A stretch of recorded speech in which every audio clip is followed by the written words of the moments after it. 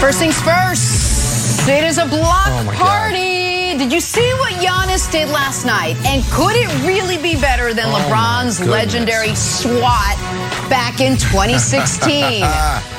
Devin Booker was back in a big way in this game. What does his big night mean for the Suns? And yeah, the Bucks got the win. And yeah, the Bucks now have the momentum. But have they reclaimed full control of the finals as this series now shifts back to Phoenix? Good Thursday morning, everyone. Welcome to First Things First. Jenna Wolfe, Nick Wright. Oh, Brandon my Marshall, goodness is Kevin right, Wild. Brandon. 4 for 4, Nick. You've been 4 for 4 picking finals games so far. Pat yourself on the back, buddy. Thank you. Appreciate that. I will. Yeah, We got 2 hours of that. Patting myself, patting Giannis, patting Chris Middleton's going to get the double pat. Oh, let's go. You know, now that I think about it, America. that's too much pat. Hold off. Pull back on the pat. Here we go. Some folks already calling Game 4 the Chris Middleton game of the series, and they wouldn't be wrong. Guy went off for 40 in this one, including 10 straight points over the final 2 minutes. His pal Giannis, 26 points, and what may have been the greatest block of all time. Can I just say that? Check it out. Check it out on DeAndre Ayton's game-tying dunk attempt with just over a minute left. It was a thing of beauty. Despite a monster night from Devin Booker, the Milwaukee Bucks still get the win. And these NBA Finals, my friends, are all knotted up at 2 games apiece. Afterwards, Chris Middleton on the action-packed finish to the game. It seemed like the game was over, there for a minute, but nobody caved. We stayed with it. We grinded out a couple of possessions, and we found a way to win a ball game. That's something that we struggle with sometimes during the season, but we said, that's what it's all about, learning how to win different type of ball games, different styles. And then that's what that moment was about, finding a way to win a game where it seemed like we weren't going to win and give us a chance to still, have a life. Going to Phoenix with a little bit of confidence, with a little bit of momentum. And Nick, that's exactly what we talked about so often during this regular season and into the postseason. The Bucks have to find a way to finish games. Chris Middleton said they finally figured it out. What would you point to as the biggest reason the Bucks won Game 4? Yeah. Well, listen, if you look at the box score, there's no reason whatsoever the Bucks should have won this game, except for one line of it. Yep. Phoenix turned the ball over 17 times. Including 2 back-breaking turnovers by Chris Paul in the waning moments. Chris Paul. And Milwaukee had the fewest turnovers they've had in a game in 6 years. They turned the ball over 5 times in a high-pressure, high-leverage, biggest game of the year. Hell, for the Bucks, biggest game the franchise has had in 47 years. Turned the ball over essentially once a quarter. But it was more than just that. It was also that Milwaukee stayed true to who they were, particularly on the defensive side of the ball throughout. And in the fourth quarter, Phoenix, it wasn't just Chris Paul, but it was a lot of Chris Paul, forgot how to play. Phoenix was 5 for 17 in the 7 for 19 in the fourth quarter, and it was actually worse than that because 2 of those shots, 2 of those makes were in garbage time at the end when Milwaukee was just giving them layups. Chris Paul was non-existent in the first half and bad in the second half. And Devin Booker, after committing some silly fouls, got himself out of the unbelievable rhythm that he was in and was not able to recapture it. Meanwhile, Middleton was phenomenal at the end of this game, and Giannis, despite not scoring 30, found a way to do a little bit of everything, including what is, unlike Giannis's block in Game 1, which, while it was great, doesn't belong in the conversation with LeBron's block. That block last night absolutely belongs in the conversation with LeBron's block. Giannis made plays with his passing and his defense in that fourth quarter, and right now, Milwaukee has to feel great about where they are. I feel great. Giannis feels great. I worry Brandon Marshall doesn't feel as great, but I'm curious how Brandon is feeling this morning. I don't feel great. No, I don't feel great. Do you not hear my voice? typically when I get less than 6 hours of sleep, I lose my voice. It's just something that happens with me aging. And I don't know how CP3 got any sleep. If I didn't sleep any at all last night, how the heck did CP3 get any? Look, this is 2 aberration games back to back.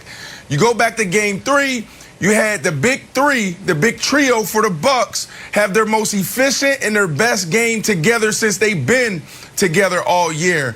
And in this game, we talk about an aberration game. All of those turnovers, the thing that I talked about the most with this team the second half of the year is how they protect the ball, how efficient they are. CP3, I mean, he averages what, like a turnover a game? He had 5 in the first half. Absolutely terrible. So when you ask what was the biggest reason the Bucks won, there's 3 things that I really want to highlight. 1, CP3, he had no impact on the offensive side. 2, the turnovers. And 3, oh man, wow, 3. Man, you got to look at Monty Williams. Monty Williams didn't make the right adjustments. It looks like what Bud did. Bud stopped focusing on Booker and actually put Drew on CP3. And that's what changed the game, was that adjustment right there. So you know what? CP3, he's only going to give you 19 points if we let him off the hook. But if we make it a little stressful for him, if we confuse him just a little bit, it's going to throw off their entire rhythm. So that's what they did, and that's why this game went the way it did, and I ain't get any sleep. Okay. All right, buddy. Yeah. You know I'm here for you, right? If you're down, I'm there to pick you up. I think you should actually be oddly optimistic after watching that game. If we can show up the stat, like, yes, the false hope. You know what's coming, Nick. I actually believe this. Yeah. I believe in second chance. I believe in flushing bad performances down the toilet. So first of all, this is a reason to be optimistic. The Suns are the first team in NBA history to lose a finals game despite shooting better than 50% and holding their opponents below 42%. So I think a lot of people are like, wow, what a terrible performance by the Suns. I don't know. I'm a glass half full guy. I think it's actually good. And here's the thing about the Chris Paul turnover. And look, I think Chris Paul has put a lot of pressure on himself. We saw it going back to his post-game interview when he's talking about being up 3-1. He's like, I don't want to talk about that. I think what we saw Monty Williams do with Devin Booker in Game 3, we'll see a similar thing happen with Chris Paul, where Devin Booker had an all-time horrible performance for him. Monty Williams sat him in the fourth quarter, and Devin Booker came out this game and played phenomenally. Brandon, I think Monty Williams will do the same type of coaching excellence and leadership with Chris Paul. And Chris Paul has had some bad playoff history, whether it's injury or it's turning the ball over to the Thunder, two other horrible turnovers. I think Monty Williams is the leader that the Suns need. And after this game, if you watch the post game, watch his locker room, he's like, guys, we can win this. It's just turnovers and offensive rebounds. I think you should be oddly optimistic, even though the series is tied. So there you go. That's me helping you out, bud. Listen, the only reason why I'm disappointed is because my take of the Suns in 5 is not going to stand there. You know, it was chopped down. It's okay. They'll win in 6 now. So that's the only reason why I'm disappointed. They're still the better team. CP3, are you kidding me? You think CP3 better? Yeah, you thought I'm woke Brandon, now, baby. I am woke now. You thought, yeah. Brandon, no, but listen, but Nick, seriously. Yes, they are. But first off, Wild, you brought up something that was important. You talked about the shooting percentage. Can we throw that back up? The reason why that doesn't matter, and this is, you can add a fourth to why I believe they lost, is because they were outclassed on the offensive boards. How many second chance shots did they get because they just couldn't find the rebound? So that yes, it looks great, but that's an anomaly. But that's also one of the reasons Milwaukee's better. They are bigger, they are longer, they are going to out-rebound them. They are going to get the free throw line more. Phoenix is a finesse jump shooting team. Aside from Ayton, they have no size of any consequence whatsoever. That is not going to change. And I understand today people are going to focus primarily on Middleton and then on Booker and then probably on Chris Paul's failings at the end. I want to show you two Giannis sequences from the fourth quarter that speak to why he has ascended to another level. One is on offense, one is on defense, and I'm not sure what order they're in, so just play them and I'll talk through them. But they show his commit. We'll start with defense. Everyone knows the block, but before the block, this is a 5-point deficit with Phoenix has the ball, and Giannis just steals 2 points. That is just stealing 2 points on a bad inbounds pass from Crowder. All of a sudden, it's a 3-point game. The block, obviously, is the iconic moment of the game. And it is, Giannis had an amazing press conference after that, maybe we can play part of later, where he explains everything that went into it. Giannis, I believe, is the only player in the league that can make that play, that can be in that position and get to that block.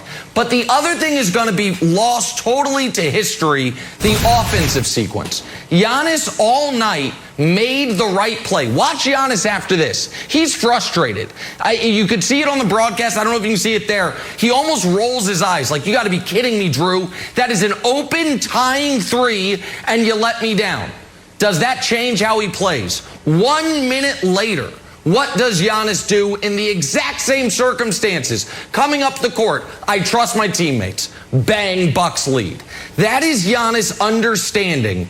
I am going to stay committed to what got us here. I am not going to worry about being the hero on offense. I can be the hero on defense. And so I thought Giannis, Jenna, had a brilliant all-around game, and I think he is skyrocketing to finals MVP, because I think it's going to end in 7, but if it ends in 6, there's only one team that can win this thing in 6, and that's Milwaukee.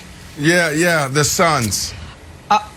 Yeah, okay. Yeah, well, we'll see. All right, well, I'm glad we completely agree on that one. Well, Giannis and Middleton did for the Bucks what Devin Booker did for the Suns last night. Unfortunately, it came in a losing effort. What does Booker's big night mean for Phoenix? We'll discuss next. First things first on a Thursday morning. Time now for Drawing a Blank. We set football aside, talk some Devin Booker. Devin Booker, the guy Kevin Wilde sat on this show yesterday and predicted would have a monster game. The guy who came out in Game 4 and had a monster game. Shook off Game 3, put up 42 last night, but the Suns needed more. They lost the game and the chance to go up 3-1 in this series. Book was asked about it afterwards. Take a listen. You know, I said that after last game, too, when I struggled shooting it. The main objective is to win the game, so anything that goes on throughout the game, it doesn't matter for real. All right, Brandon, start with you. Devin Booker's Game 4 performance last night was blank. Oof. You know what? This was like Flash Mamba. That's what it reminded me of. Flash. Well, who's that? That's D-Wade. Go back to the 2006 NBA Finals, playing against the Dallas Mavericks. That dude got it done. We have Antoine Walker on the show all the time, and he always goes back to the 2006 Finals. He couldn't believe what he was seeing. He couldn't believe who he was playing with when you look at D-Wade. That was Flash last night. But it also was Kobe Bean Bryant, the Black Mamba. Why do I say that? Because those shots were difficult. This dude worked the mid-range game. He dribbled, penetrated, got to the hoop, and he didn't even make a three, Nick. He did this not even making a three. This was amazing. I told you guys about this yesterday. I said there's some guys that embrace these moments, and it's never too big for them. We were talking about how this dude could potentially be tired, but he went out there, man, and put on a show for all of us. But unfortunately, your boys, the Greek and the Freak, got the job done. Yes, the Greek and the Freak. And the Freak. Oh, that's interesting. We just call Middleton the Freak, and it's the Greek and the Freak. It also, bonus take to lead the take, made me more optimistic about Team USA, because he's going to Team USA after the finals, and those games are only 40 minutes, which is perfect, because that's what he played last night. 40 good minutes, and then the last 8, didn't really have it. I will say this: what? Show me the lie. It also, we always say, oh, this will never happen again. That'll never happen again. I guarantee you, oh Lord, in the rest of NBA history, no one will ever do what Devin Booker did last night. 40 points and 7 fouls in a finals game. Think about that. 40 points and 7 fouls. All right, never been done before. I know Will you're never be done in the future. It was a little wild. My answer is anticlimactic. That was good, Nick. Because he had 38 through 3 quarters and then only 4 in the fourth. So a little anticlimactic. Jenna, don't entertain that madness. Talking about you like it. Don't entertain that. That non-foul foul. That was close, Brandon. Go ahead, Wilds. Well, underneath the joke, I think there is something that's actually kind of interesting. So, Monty, my answer was coaching brilliance. Well, I'll get that out of the way. My answer was coaching brilliance because I thought that we are still, as media, sports media as a whole, underrating Monty Williams' move to bench him in the fourth quarter. It's unprecedented. We're like, I think it's a smart move. I think he's going to respond, and he responds in a big way. But, Nick, to your point about he had 42.7 fouls, do you think that Monty made a mistake by sitting him down, and then once you see it, the refs aren't going to call fouls on him? That's like, hey, strategic mistake. The refs don't want to foul him out. You should have kept him in for the entire fourth quarter. So here's the thing on that. So it's a couple things. One is when he took him out, they were up 5. When he put him back in, they were up 5. But the argument is it broke his rhythm. I said yesterday that coaches foul their own guys out instead of recognizing that what a ref calls for a 3rd foul, he won't call for a 6th foul because he doesn't want to foul guys out. With that said, the fact that Devin Booker, after he went into the game, immediately started egregiously fouling. He had 2 obvious fouls. I think Monty knows his players and knows, like some guys, it's like, you can trust me, coach. I think Monty was right. That if I leave him out there for the final 10 minutes, maybe they won't call the first one, maybe they won't call the second one, but he can't help himself. Great no call. I mean, this was wild. I mean, this was a wild play. I know they didn't call it. Playoff basketball. Great no call. It was. Yeah, it allowed Book to then go down and miss the critical layup and the Bucks to win and me to feel great this morning. So I agree. Great no call, great coaching, all of it, all around. All around, Jenna. It's a great night. 7 fouls. Great night. I slept like a baby, Brandon. All right, big night for Devin Booker. Slept like a baby. Not such a great night. I'm sure you did. For Chris Paul. Suns paid the price for some costly turnovers late from their veteran point guard. What do we make of his off night? Talk about that next. First things first. Back here talking last night's Game 4 and an off night from Chris Paul. Probably his worst game since round 1 when he was dealing with that shoulder issue. Just 10 points and 7 assists and 5 turnovers, including a pair of costly ones late as the Suns tried to take back control in crunch time. But CP3 took full responsibility after the game. Take a listen. It was me. I had 5 of them. You know what I mean? It was bad decision making. Timely, we down 2, and I try to cross over right there, slip, turn it over. I had some bad passes in the first half. You know what I mean? They got, a significant amount more shots than us. And so, for me, I got to take care of the ball. If we got 17 turnovers, we shoot the ball too well not to have those opportunities to score. So, Nick, what'd you make of Chris Paul's subpar Game 4 performance last night?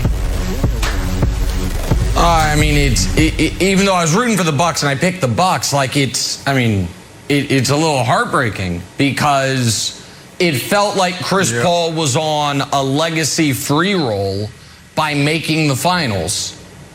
But then, and I'm not criticizing Wilds for this, but it took 6 minutes into today's show before we're like, hey, remember the meltdown against OKC? That reminds you of anything last night? Right. Because he has had some tough moments, along with some brilliant moments. We shouldn't paper over those. This now, I think, goes to the top of the list. That game against OKC was a second-round Game 5. This is a finals Game 4 with the lead when your co-star is white hot through 3 quarters. And you had plenty of opportunities. I don't know about you guys.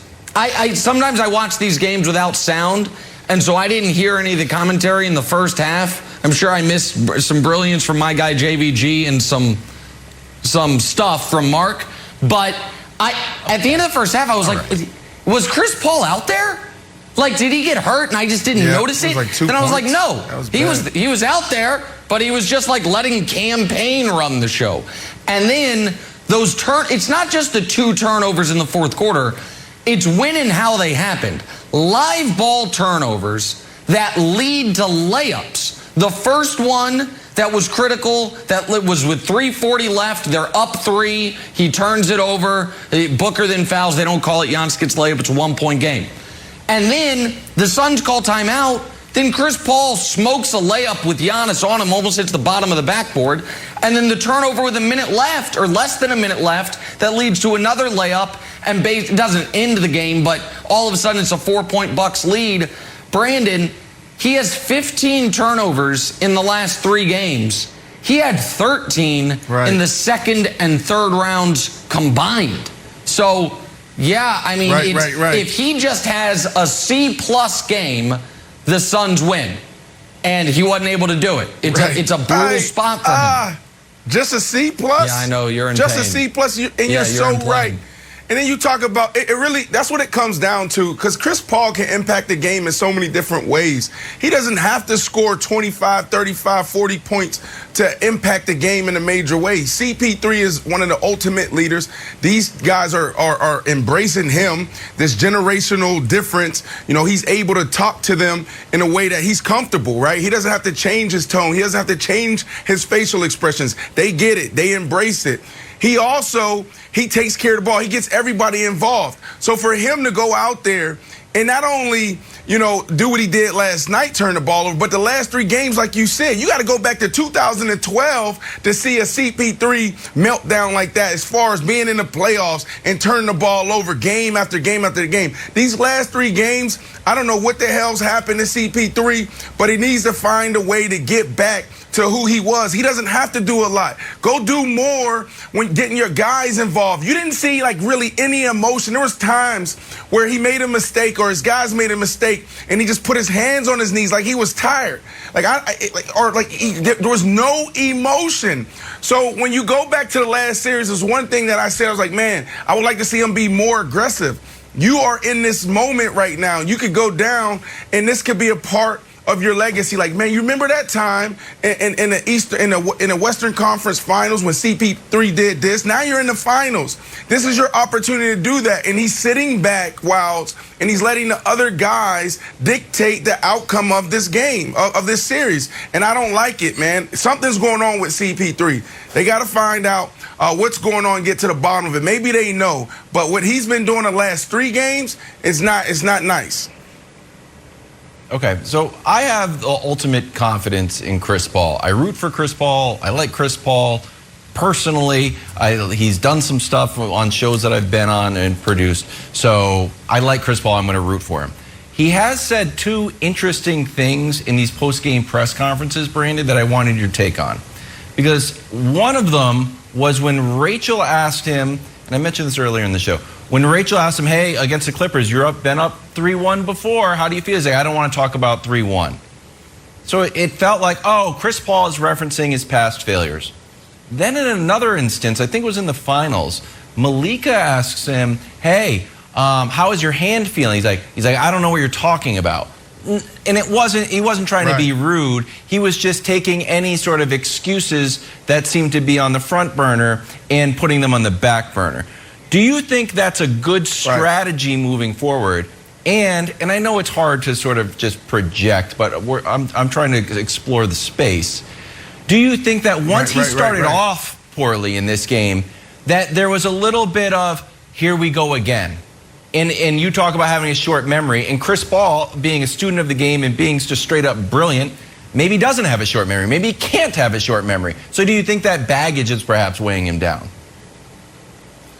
Well, I think the first thing you said as far as when they brought up 3-1, he could have articulated himself better. But what he was doing there is just trying to move forward. Like, I'm not going that short-term memory that we talked about. Like, why would I even go back to any negative thought? Like, it's all about positive. It's all about moving forward. And then when you talk about the hand, that's what great players do. Now, I ain't going to name any names, but there's a few guys that actually, like Big Ben in football. I won't name any basketball games because I don't want to upset anybody on the show. But the great players they really lean into like, look, I'm okay. Don't talk about my injuries. Obviously, the guy I'm referring to, he's a phenomenal player, but there's times where he's like, this ankle I'm feeling like this, or my lower back or my hamstring. No, great players don't want to talk about their injuries. There's no excuse. Yeah. And when you talk about last night, I thought it was excellent what he did. That's what you need to do if you're a leader, if you're a star player. You actually embrace it. When your team wins, you deflect. When you lose, you take it all on. So CP3 sat there and he said, you know what?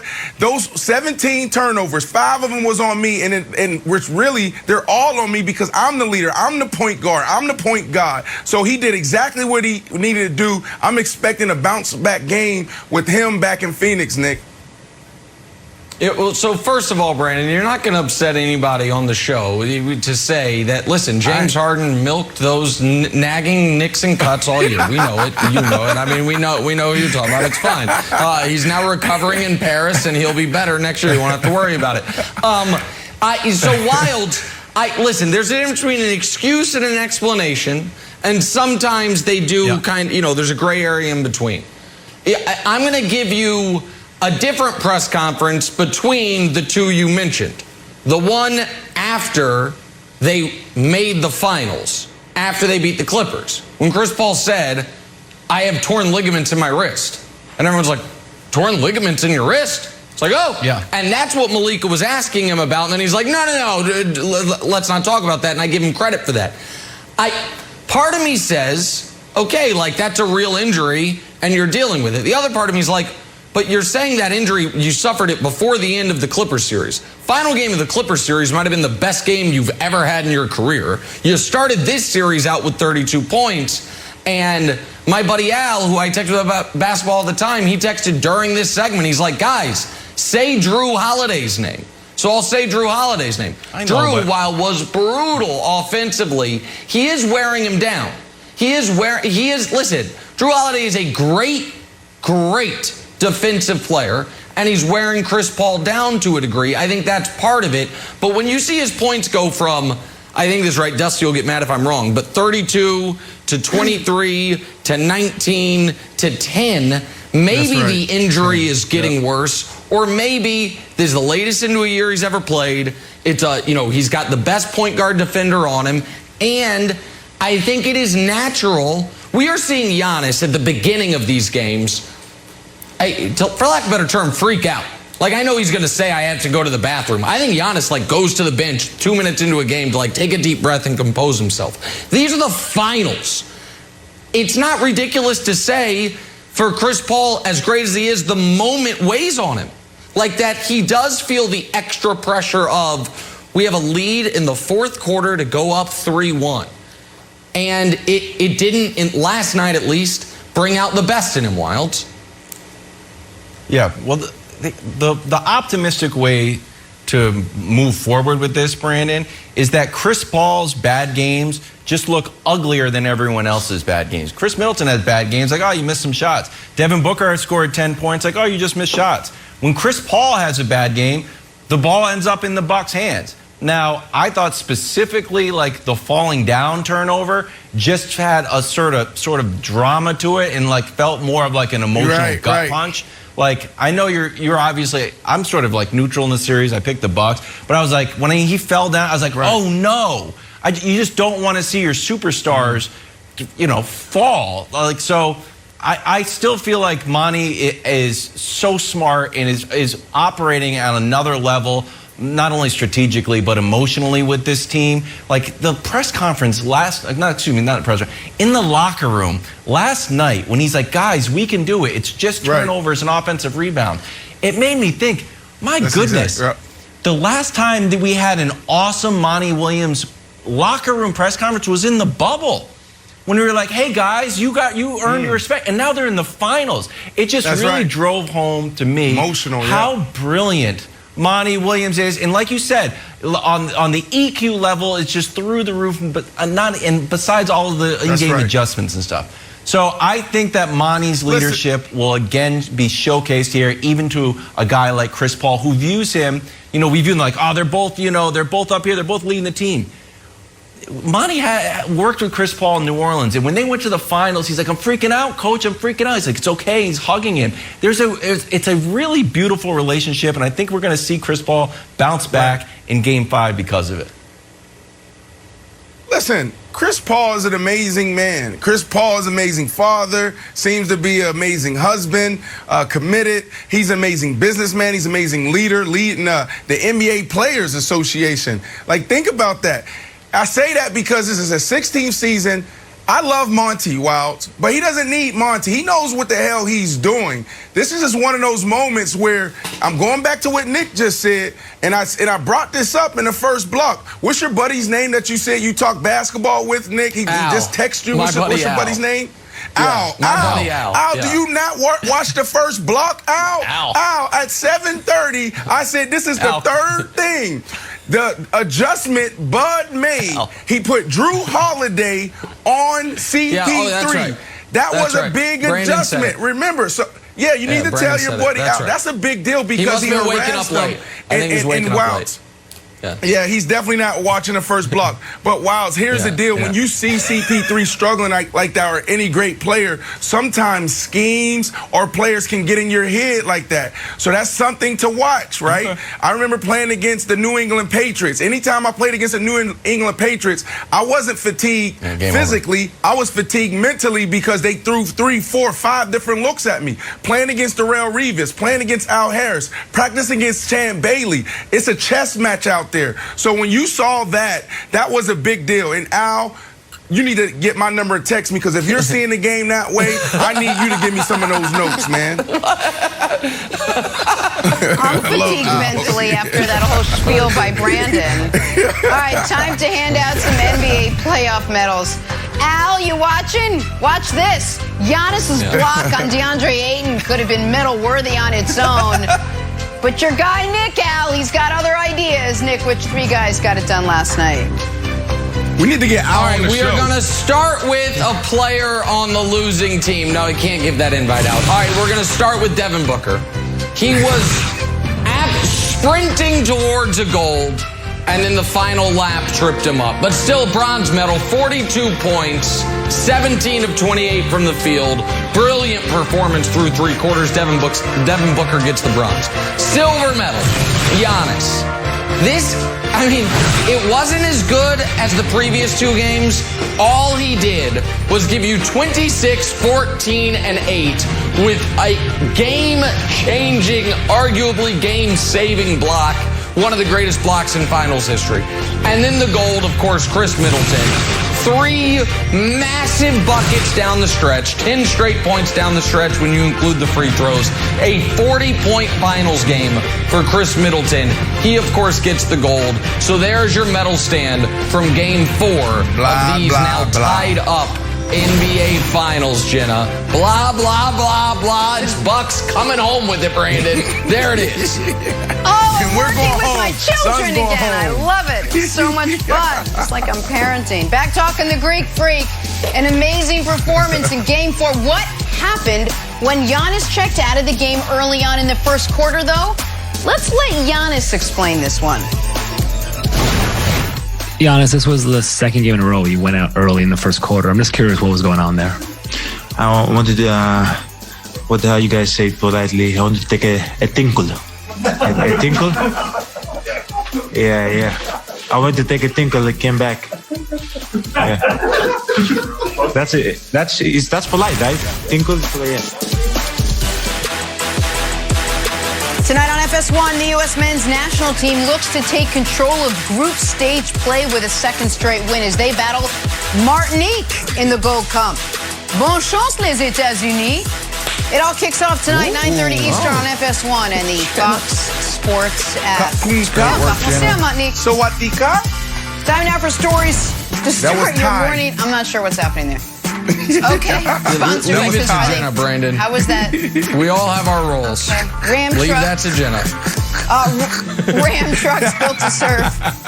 The NBA Finals. We're all tied up at 2 after last night. Bucks got it done behind 40 points from Chris Middleton and behind a game-saving block for the ages from Giannis. Not just 2 big wins at home to the series, But they now have all the momentum headed back to Phoenix for Game 5. Here's Chris Middleton after last night's wild finish. It seemed like the game was over, there for a minute, but nobody caved. We stayed with it. We grinded out a couple of possessions, and we found a way to win a ball game. That's something that we struggle with sometimes during the season, but we said, that's what it's all about, learning how to win different type of ball games, different styles. And then that's what that moment was about, finding a way to win a game where it seemed like we weren't going to win and give us a chance to still, have a life. Going to Phoenix with a little bit of confidence, with a little bit of momentum. You can't just bank on the fact that you got home court. You got to go out there and play the game. You know what I'm saying? You got to go out there and execute. So we'll do that. We tend to respond well, but it's easy. We know what we got to do. Be better. All right, so we've had a shift here, right? It was all Phoenix for 2 games. It seems like it's been all, Milwaukee the last 2 games. Nick, will the Suns take back control of the finals in Game 5 now that this series heads back to Phoenix and they'll be home? Well, define take back control. I think Phoenix probably wins Game 5, but they're not going to win the series. America will think Phoenix is back in control if they win Game 5, but they won't be. Because the person driving this car is Giannis. Everyone else just sitting passengers, hoping to, hopefully get to pick a radio station or 2. Giannis is the overwhelming force that is not going to be denied of this postseason and of this series. And much like that series against Brooklyn, when they were down 2-0 and then down 3-2, and everyone's calling Kevin Durant the best player in the world, the last man standing, the only man with gas left in the tank, take the car analogy further accidentally, at the end of Game 7 was Giannis. And Giannis, even though he seems to be shockingly out of breath minutes into games, in the final minutes of games, he's got all the juice in the world. He's flying around the court, he's blocking shots, he's getting put back dunks, and he is the steadying force. Meanwhile, what I think everyone, myself included, thought was going to be Phoenix's biggest advantage. Well, if it's close late, who do you trust? Phoenix's execution. Chris Paul, Phoenix's ball handling. Nope.